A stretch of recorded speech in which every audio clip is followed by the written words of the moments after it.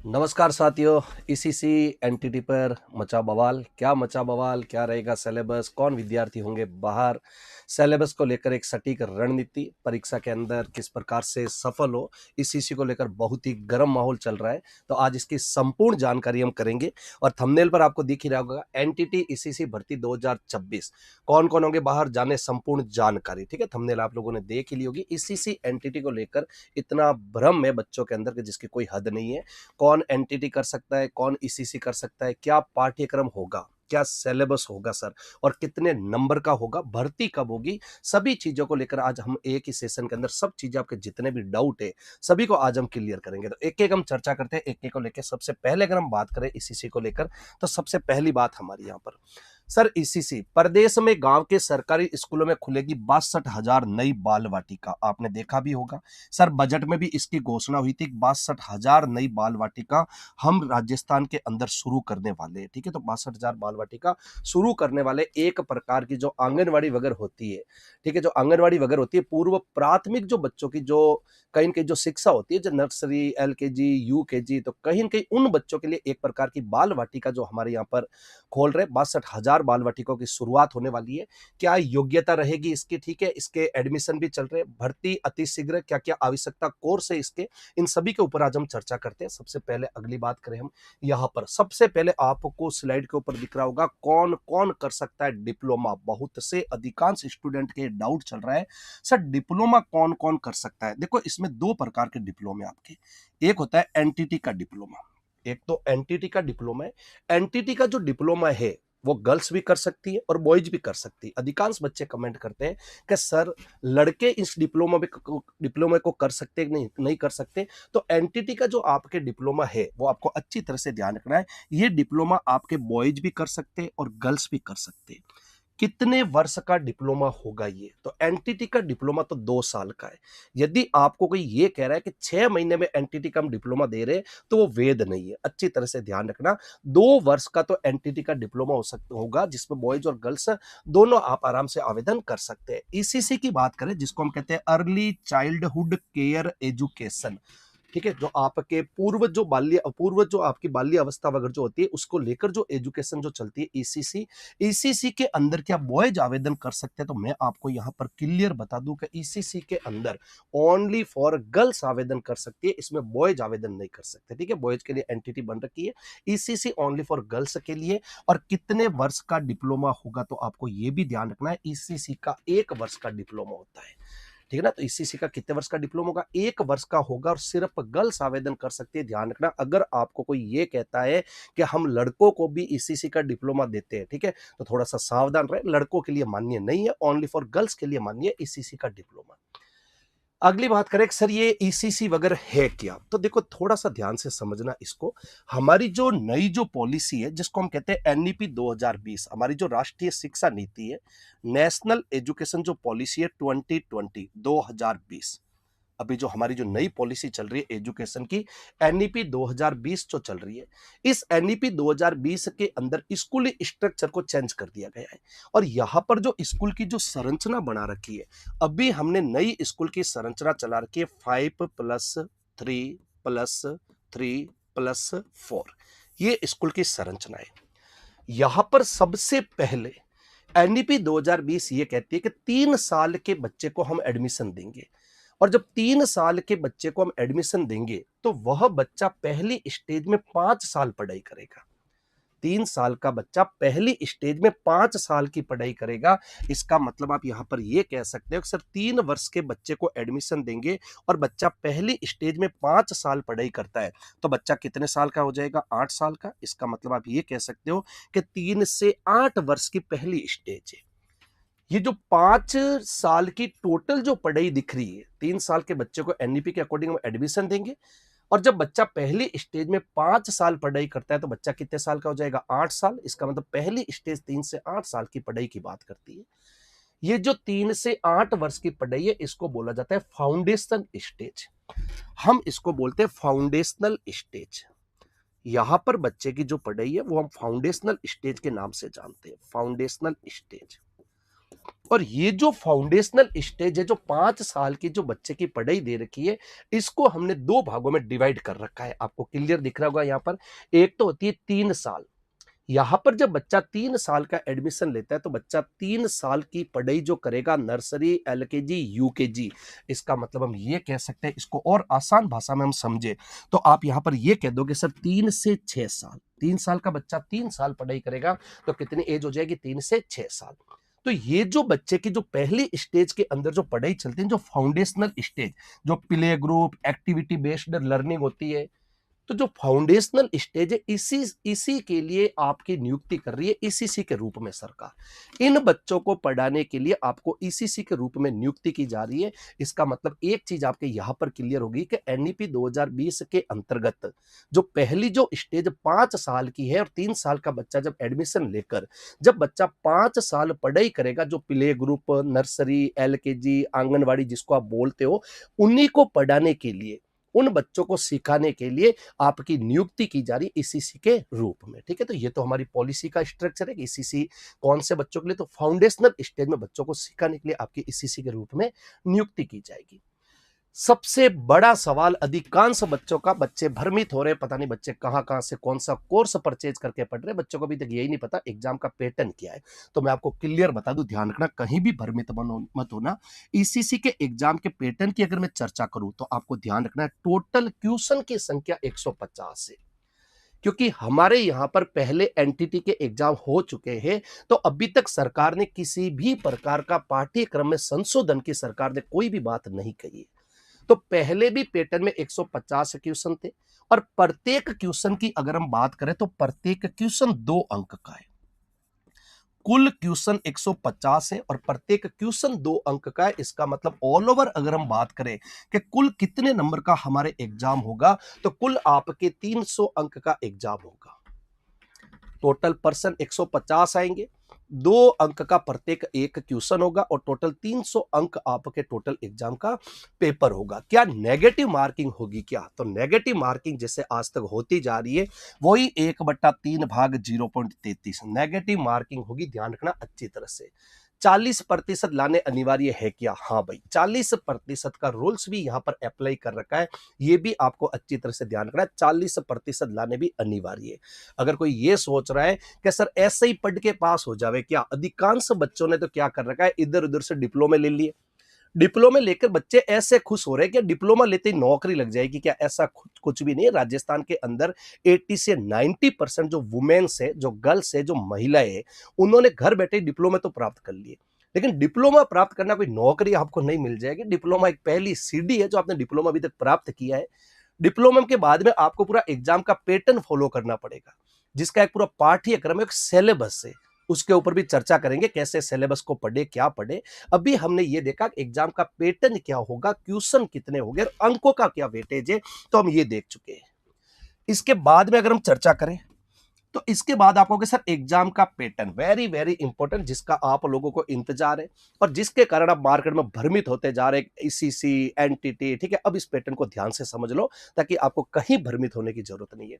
Exam के अंदर क्या सिलेबस रहेगा, क्या पाठ्यक्रम डिजाइन है। सबसे पहली बात, आपके जो राजस्थान जीके जो दे रखी है, और राजस्थान जीके की अगर मैं बात करूं तो यहां पर आप ये कहोगे सर राजस्थान जीके में एक तो आपके हिस्ट्री दे रखी है, सेकंड आपकी कल्चर दे रखी है, और तीसरी आपकी जियोग्राफी दे रखी है। राजस्थान जीके में 3 सब्जेक्ट को इन्होंने मेंशन कर रखा है सिलेबस के अंदर, राजस्थान की सरकार ने। एक आपकी बात करें तो हिस्ट्री की, सेकंड कल्चर की, और तीसरी जियोग्राफी की। तो ऑल ओवर बात करें तो राजस्थान जीके के आपको एग्जाम में टोटल क्वेश्चन कितने देखने को मिल जाएंगे? 50 क्वेश्चन देखने को मिलेंगे, और प्रत्येक क्वेश्चन 2 अंक का है। इसका मतलब हम ये कह सकते हैं कि सर यहां पर अंकों का वेटेज कितना रहेगा? 100 नंबर का। आपके जो पॉलिटी का जो पोर्शन दे रखा है वो हमारे सिलेबस में मेंशन नहीं है। ठीक है, तो थोड़ा सा ये भी ध्यान रखना, पॉलिटी हमारे सिलेबस में नहीं दे रखी है, सिर्फ हिस्ट्री, कल्चर, जियोग्राफी दे रखी है। सेकंड नंबर बात करें दूसरा, तो दूसरा आपके राजस्थान का सामान्य ज्ञान, शैक्षिक परिदृश्य, जो थर्ड ग्रेड में आता है शैक्षिक परिदृश्य पूरा कंप्लीट। ठीक है, वो पूरा शैक्षिक परिदृश्य एनईपी 2020 वगैरह, आरटी 2009 वगैरह, जितना भी दे रखा है आपके केंद्र सरकार, राज्य सरकार की योजना वगैरह, शैक्षिक परिदृश्य आपके दे रखा है। उसके बाद में आरटीई 2009 निःशुल्क एवं अनिवार्य शिक्षा का अधिकार अधिनियम 2009, जिसमें 38+1 39 धाराएं हैं, 7 अध्याय दे रखे हैं। तो हमें पूरी आरटी 2009 पढ़ के जाना है, किस संशोधन के दौरान आरटी 2009 को लागू किया गया था, ठीक है ना। कहां कहां पर एजुकेशन को लेकर हमने क्या प्रावधान किए थे, कौन कौन सी धारा में क्या प्रावधान दे रखा है। तो जितनी भी बातें आरटी 2009 की दे रखी है, सिलेबस में क्लियर मेंशन कर रखा है। और इसी के साथ में करंट अफेयर, आपके जो राजस्थान की जो करंट अफेयर चलता है, वो करंट अफेयर भी आपके सिलेबस में मेंशन कर रखा है। ऑल ओवर अगर हम देखें तो आपको कि सर एक राजस्थान का सामान्य ज्ञान दे रखा है। सामान्य ज्ञान में क्या है?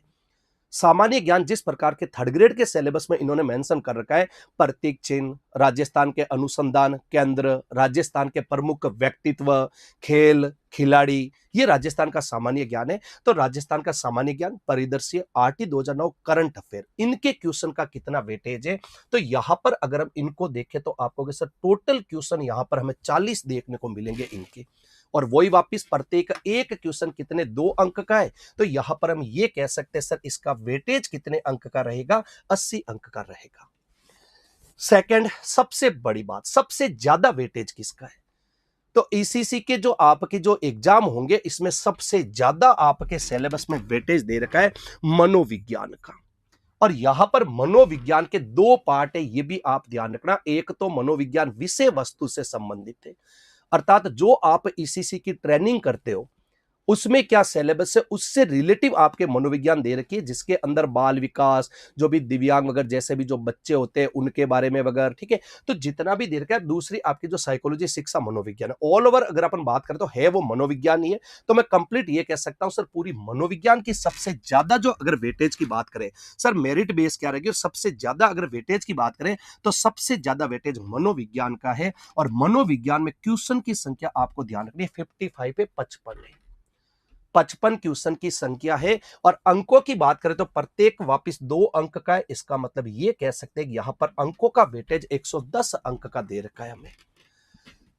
अगला हमारे सिलेबस में मेंशन करके आईसीटी, कंप्यूटर के बारे में। गवर्नमेंट की जितनी भी आजकल जो भी वैकेंसी वगैरह आती है, सभी के अंदर आप देखते हो सर कंप्यूटर का रोल रहता है, चाहे 5 क्वेश्चन हो चाहे 10 क्वेश्चन हो, लेकिन कंप्यूटर कहीं के अनिवार्य कर रखा है। तो आईसीटी का इन्होंने एग्जाम के अंदर आपके सिलेबस में आईसीटी को मेंशन कर रखा है। क्वेश्चन आपके ज्यादा नहीं है, घबराने की जरूरत नहीं है आप लोगों को, ठीक है, क्योंकि आईसीटी नाम सुनते ही बच्चे डर जाते हैं सर क्या पता कितने क्वेश्चन आ जाएंगे। तो देखो आपको सामने ही दिख रहा है, क्वेश्चन ज्यादा नहीं है। आईसीटी के सिर्फ 5 क्वेश्चन दे रखे हैं। और यहां पर 5 क्वेश्चन की बात करें तो अंकों का वेटेज कितना दे रखा है, 10 दे रखा है। समय सीमा क्या है एग्जाम की, क्वेश्चन पता चल गए, 150 क्वेश्चन, 300 अंक। किसमें से कितने क्वेश्चन आएंगे आपने ये भी देख लिया अच्छी तरह से। हमारे एग्जाम का टाइम पीरियड कितना समय सीमा रहेगा, तो आपको यहां पर यह भी ध्यान रखना है सर, समय सीमा कितने घंटे की है, 2 घंटे 30 मिनट का समय सीमा। नेगेटिव मार्किंग है, मैंने आपको पहले ही बता दिया, ठीक है। और 40% लाना जरूरी है। तो जो बच्चे डिप्लोमा लेकर खुश हो रहे हैं कि हम तो बन गई मास्टर नहीं भाई, है हम तो बन गए भी मास्टर नहीं, कोई दिक्कत नहीं, घर बैठे डिप्लोमा लेकर मास्टर नहीं बन गए, तो देखो भाई मैं आपको पहले ही बता देता हूं, ऐसे नहीं बना जाएगा। पूरा एक सिलेबस दे रखा है, इसका भी कंपटीशन होगा, हाई लेवल का होगा, ठीक है ना। क्योंकि मैंने आपसे पहले ही शुरू में ही कह दिया, 80 से 90% महिलाओं ने और छात्राओं ने ये डिप्लोमे मंगवा रखे, घर बैठे डिप्लोमा मिल रहे हैं। तो प्रत्येक ने डिप्लोमा मंगवा रखा है, क्योंकि आजकल हर कोई चाहता है कि सरकारी नौकरी का जो सपना है वो पूरा हो जाए। लेकिन देखो कंपटीशन रहेगा और जबरदस्त रहेगा, ठीक है। आपको सामने पूरा दिख रहा है, आप जाकर आराम से इसका पाठ्यक्रम जो है, पिछली एनटीटी वगैरह के जो भी एग्जाम हुए राजस्थान के, उसके ऊपर जाकर पाठ्यक्रम आराम से आप देख लेना, आपको सब चीजें वहां पर दिख जाएगी। कहीं भी आपको भ्रमित होने की जरूरत नहीं है। और आप मिलान कर लेना सर, एकदम पूरा पूरा आपको ये पूरा जो पाठ्यक्रम है वो आपको पता चल जाएगा। तो वापस बता देता हूं, कंपटीशन रहेगा, सिर्फ डिप्लोमा लाकर खुश मत होना, कंपटीशन रहेगा, पढ़ना तो पड़ेगा भाई, ठीक है ना। अगली बात करें सर यहां पर, इसके बाद में क्या है वो देखिए। देखो ये गवर्नमेंट की आपको दिख रही है, गवर्नमेंट की जो अधिसूचना, जो नोटिफिकेशन आ रखा है, मैं आपको बता देता हूं। 10/1/2025 को लीजिए साहब, एनसीसी और ईटीटी के, एनसीसी आप एनटीटी और ईसीसी के सिलेबस को लेकर गवर्नमेंट का क्या दे रखा है, 10/1/2025 को दे रखा है। यहां पर आपको पूरी कर्मिक सूचना मिल रही है, आप आराम से इसको देख लेना एक बार। सर यहां पर हमें यह दे रखा है कि टोटल समय अवधि कितनी रहेगी, तो 2 घंटे 30 मिनट का तो टाइम है, मैं आपको पहले ही बता चुका हूं। एग्जाम की अगर टाइम पीरियड की बात करें तो 2 घंटे 30 मिनट की समय अवधि दे रखी है। पर्सन किस प्रकार से आएंगे, तो बहुविकल्पीय प्रकार के पर्सन आएंगे, वही आपके ऑप्शन वाले, ए सही, बी सही, सी सही, डी सही, कुछ नहीं आता है तो अनुत्तरित प्रश्न, वही ऑप्शन वाले वही प्रश्न आएंगे। अगली बात करें परीक्षा टोटल कितने अंकों की होगी, मैं ये सबके ऊपर चर्चा कर चुका हूं, लेकिन मैं आपको एक बार गवर्नमेंट की साइड से भी बता देता हूं ताकि थोड़ी सी आपको और तसल्ली हो जाए। 300 अंकों की टोटल हमारी यहां पर परीक्षा होगी। क्या सर नेगेटिव मार्किंग होगी, तो देखो आपको क्लियर लिख रखा है नकारात्मक अंकन लागू किया जाएगा। 40% अनिवार्य है क्या, तो ये देख लीजिए आप, 40% अंक लाने आपको अनिवार्य है। जिसकी हमने चर्चा की आप सब उसको देख सकते हो, गवर्नमेंट के साइट के ऊपर आपको क्लियर दिख रहा है यहाँ पर। ठीक है, इसके बाद की और चर्चा करते हैं क्या क्या और हमारे लिए इंपॉर्टेंट है इसमें से जानना हमें। अगर बात करें अगली, तो आप अगली देखिए, अगली स्लाइड पर। हाँ भाई, यहाँ पर देखिए सर क्या क्या हमारे सिलेबस में आएगा, ये चर्चा मैं आपसे कर चुका हूं, वापिस देख लीजिए आप। सर राजस्थान का भूगोल आएगा, हिस्ट्री आएगी और कल्चर आएगी।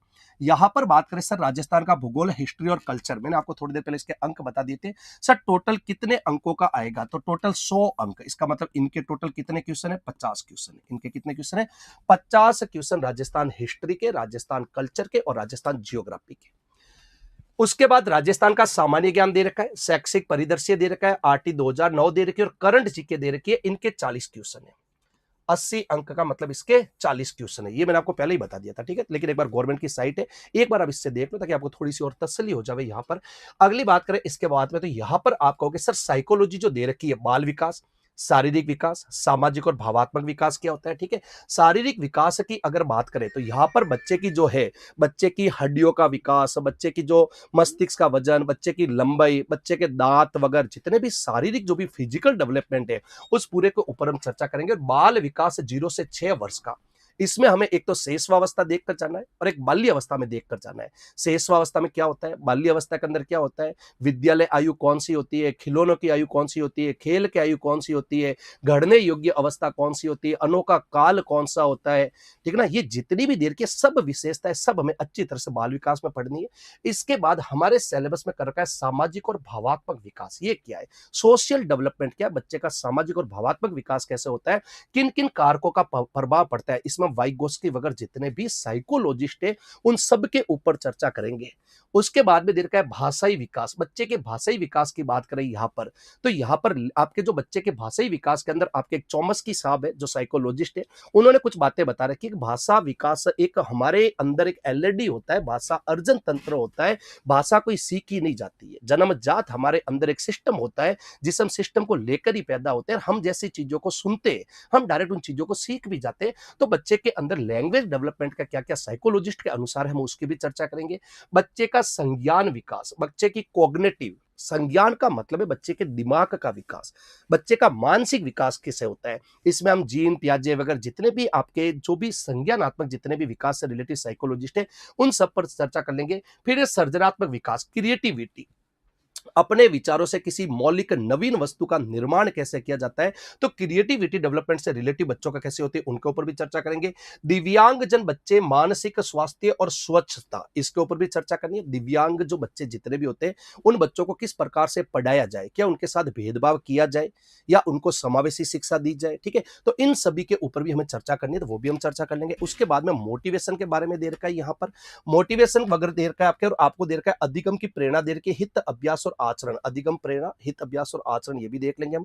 अधिगम की प्रक्रिया कैसे चलती है और उसके बाद में उपलब्धि का निर्धारण और मूल्यांकन।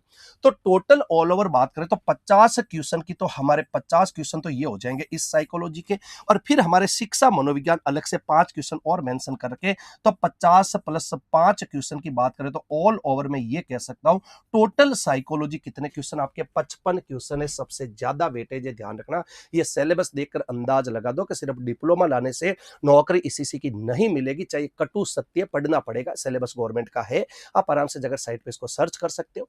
अगली बात करें सर यहाँ पर सूचना प्रौद्योगिकी, मैंने आईसीटी की बात की थी आपसे, ज्यादा वेटेज नहीं है, परेशान मत होना कंप्यूटर का, लेकिन देखो एक एक अंक जो होता है, एक एक क्वेश्चन मायने रखता है कंपटीशन के अंदर। यहाँ पर आईसीटी की बात करें तो टोटल 10 अंक है, 10 अंक का मतलब मैं ये कह सकता हूं क्वेश्चन कितने आएंगे, 5 क्वेश्चन यहाँ पर आएंगे। सिलेबस आपके दिमाग में एकदम सेट हो गया होगा।